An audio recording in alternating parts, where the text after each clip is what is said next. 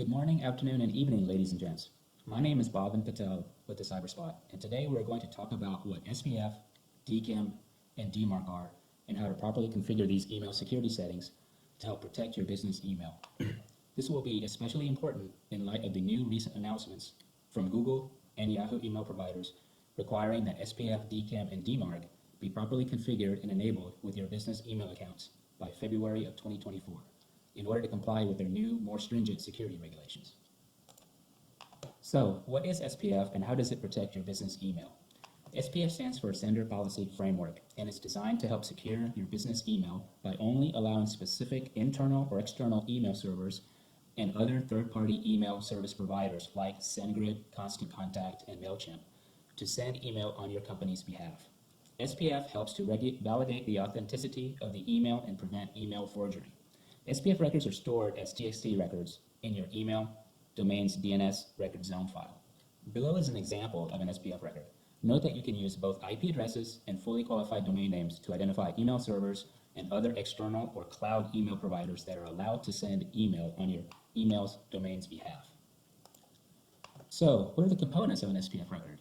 Shown here is a typical list of items that go into an SPF record. V stands for the version number. Typically, you only have one version, which is SPF 1. You can use the IP4, IP6, and include tags to identify the public IP addresses or the domain names of your authorized email servers and third-party cloud email providers. The MX tag identifies all the A records of the published MX or mail record. The A tag identifies the IP address in a published DNS record. Note that the MX and A tags should not be used unless absolutely necessary based on your company's email configuration. And finally, the -all tag goes at the very end and signifies a hard fail if no other match is found in the SPF record. This basically instructs the recipient email servers to reject the email if a match with an authorized server or cloud email server service provider is not found. So, what tools can you use to validate and monitor SPF? A very useful website that I use is called MX Toolbox. This site includes a lot of tools to help you validate and monitor the security configurations of your business email systems.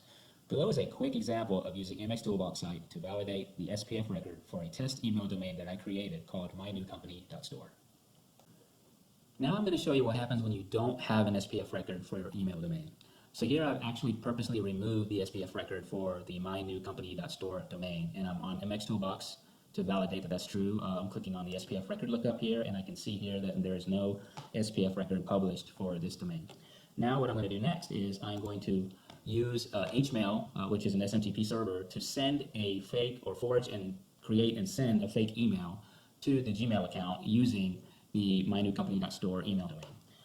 Here I'm going to log into or telnet into the Hmail server using these particular SMTP commands to basically forge an email from invoice@mynewcompany.store to the newcustomer2057@gmail.com and see if that goes through. So here we're going to quickly telnet, and then we are going to copy this information. I'm going to paste it here, and as you can see here, the email is queued.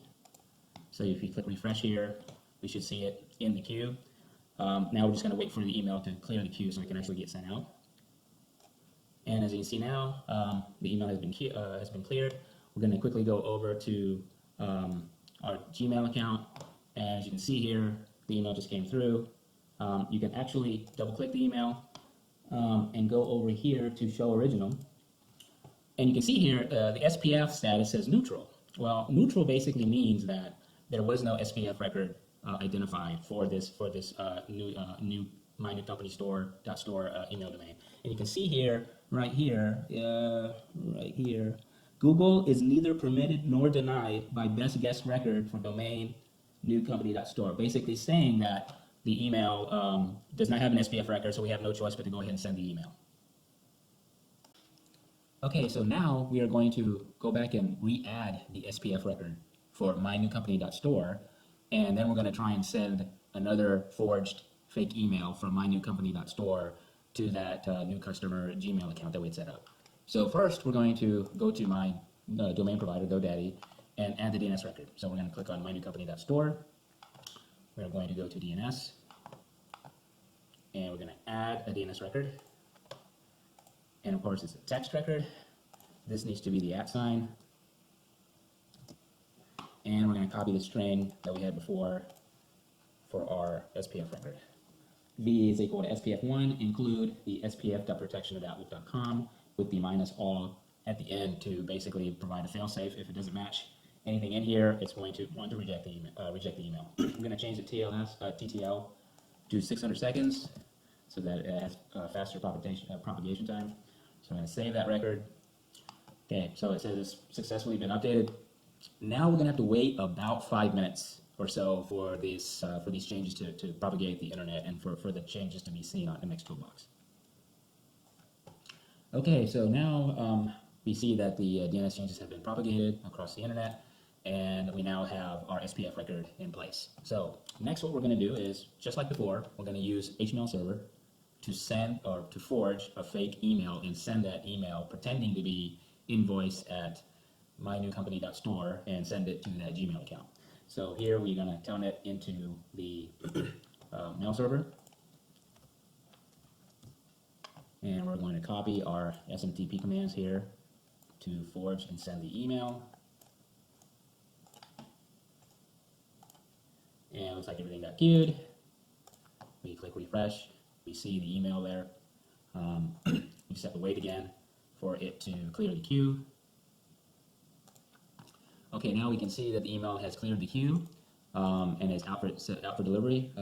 But the thing here is we will never ever see that email come through our Gmail inbox. Why? Because the email did not come from a Microsoft authorized server or Microsoft Outlook. It came from my email server that I set up, and of course the SPF record is going to basically check against that, or Gmail is going to check the SPF record and it will basically reject the email and you will never see it in the inbox. So now let's see what happens when we actually send a real, genuine email from my Outlook email account, which is invoice@mynewcompany.store, to that Gmail account. Here's the same exact email that I want to send, subject and the body of the email. I'm going to click send, and we're just going to send it anyway without the attachment, and it's sent out. Now we should see that email pop up, and here it is. It popped up immediately in my Gmail account. And we're going to, again, click on the email and go to show original to see header information. And look at this. You will see here that there's an SPF that has a pass, right? And that signifies that, the email was checked to see what source email server it came from. And it came from, the Outlook email server. And again, here you can see here that there is a pass for the mail server because it came from outbound.protection.outlook.com. And so this is, again, very important after February of 2024 because if you don't have an SPF record for your business email accounts, then when Google and Yahoo are going to check against the SPF records and they don't find an SPF record, they are most likely going to reject that email because those are the requirements for Google and Yahoo starting in February of 2024. Now, let's talk about DMARC and how it helps to protect business email. DMARC is used to digitally sign emails with a special private key before they are sent out to the recipient using the internet. In today's modern threat landscape, emails can easily be intercepted and altered through many different man-in-the-middle attack techniques. For this reason, it is crucial that the integrity of the email is checked to make sure that it has not been tampered or altered with when being routed to the final destination of the recipient's email inbox. Can you imagine if your business sent an email to your customer that included an invoice and instructions with your bank account's information to make the electronic payment to, and then this email was intercepted by a threat actor and they were able to change the bank account info to one that they currently own or control? That would be disastrous. In this situation, having DKIM properly configured and enabled would help validate the integrity of these emails and reject the ones that have been purposely tampered with by bad actors. So let's talk about DMARC and how it helps to protect business email. DMARC stands for Domain-Based Message Authentication, Reporting, and Conformance, and is a policy that can be used to help enforce specific actions when SPF and DKIM authentication tests fail. With the DMARC policy, you can choose to quarantine, reject, or allow messages that fail authentication. Below is a list of commonly used tags and options for a DMARC record. So, what tools can you use to view and monitor DKIM and DMARC? Well, the good news is that you can use the same mxtoolbox.com site to view, validate, and monitor DKIM and DMARC settings for your business email. Below are quick examples of using MX Toolbox site to validate DKIM and DMARC records for mynewcompany.store. As you can see from the screenshots below, both DKIM and DMARC have not been properly configured yet, and I will walk you through this process of setting up DKIM and DMARC later. So now we're going to go through a quick walkthrough of how to set up DKIM and DMARC for the mynewcompany.store email domain. So as you can see here with MX Toolbox, I'm checking, and of course there's no DMARC record published, and there's no DKIM record published either. So the first thing is we're going to create the DKIM keys. We're going to go to my Office 365 tenant where I created the email domain. We're going to click on mynewcompany.store, and then we're going to click on Create DKIM Keys. And here it should go ahead and create the keys for us. Okay, so now these are the DKIM keys that you have to publish in your DNS, right? So basically, we are going to copy this information and paste it over here. And so now we have the information. Now we're going to go to GoDaddy, which is my domain provider for mynewcompany.store. We're going to click on the mynewcompany.store, click on DNS, and then we're going to add a record. And we're going to select selector 1, the domain key.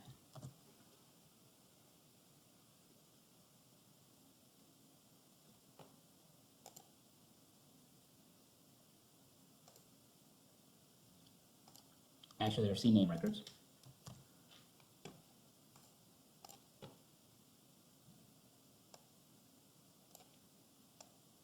Ooh, you need the whole thing.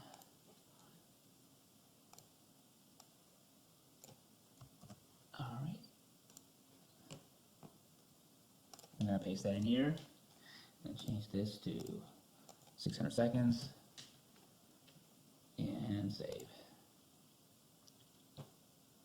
All right, so that's the first record. Now we're going to add the second record in here. And second one is the selector 2. CNAME.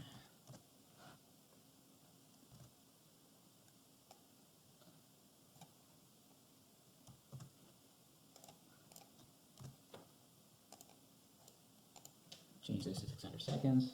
Click save. All right, so DNS records have been added to my DNS, and we're going to have to wait about 5 minutes for these to propagate, and we'll check on MX Toolbox to see if we can see them. All right, we waited about 5 minutes, and then once we do that, we slide this over to enabled, and you get this message saying that it may take several minutes to synchronize the change. You click on OK. You go back to the MX Toolbox, and you can see now we actually have a DKIM record, and it's listed there, and everything looks good. So now that the DKIM record is in place, we are now going to move forward with the DMARC record. So now we're going to go back to GoDaddy. We're going to add a new record. A DMARC record is a text record.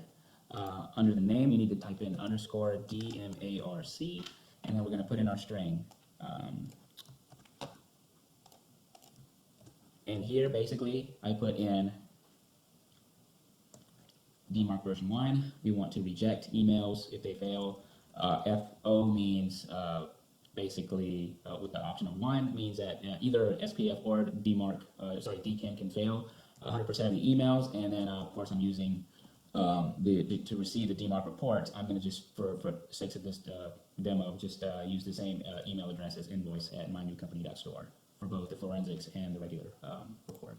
Now I'm going to change this back to custom 600 seconds. Click on save. It's updating DNS records, and again, we need to wait a little while for it to propagate. We'll check on MX Toolbox to confirm that it's there. Okay, now we've waited a little while, and we've checked here, and you can see here that now we are getting a DMARC record for mynewcompany.store. Kind of matches what we put in, DMARC version 1, policy to reject if authentication fails. We want to make sure it's either or SPF or DKIM 100% of the emails. And of course the email address that you're sending it to. Of course, normally you would use an admin account or an admin IT admin email address for that domain, but for our purposes, we're using the same one. And that's basically how you set up DKIM and DMARC. Please stay tuned for part 2 of this video series where I discuss how to collect, view, and interpret DMARC reports for your business email. Thank you for watching, and we'll see you next time on the Cyberspot.